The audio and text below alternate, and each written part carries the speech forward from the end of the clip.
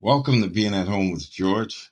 I'm excited to be here, and let's begin the way we normally begin, which is this idea of creating the possibility of saying yes to life, saying yes to whatever comes up, embracing it, and generating the hope. And one of the ways to do that is to be involved in what I call continuous inquiry. And at the same time, having this idea of the eye of the hurricane, this place of rest inside of us, where there's a creativity and wisdom that expresses itself when we can come out of that. And what helps me to do that is having what we call a beginner's mind or don't know mind, or this idea of listening and seeing from nothing and everything. So that's a fancy way of saying that I'm relating to things in new and fresh ways. I'm not bringing what I know into it. I'm just letting it speak to me in its own language. And so I had an experience the other day where I've been on the road for almost 2 weeks and I have a rental car and I had to get some gasoline. And so when I pulled in up to the pump and I go to put in the gasoline and you have to unlock it in order to get to it.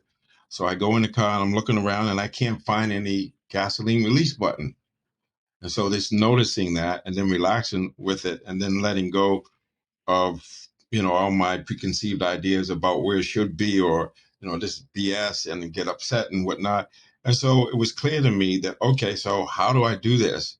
And so I went to the owner's manual. It's in the glove box, and I pulled that out and I looked at it, and it said it's here. Now, the interesting thing is because when I looked at it first, I looked down and I saw where the hood release usually is. That's where it was. So, and it was really black. It didn't have any indication on it. So I looked at it, but I didn't see it. But once it told me where to look, when I looked at it, I let go of all these preconceived ideas and just went to where it told me to go. And I was able to find it. And then I got gas in the car. And so I go through this at least once a day where I have no idea what's going on. This is a rental car. I don't know the model and I have to figure out where the lights are and whatnot.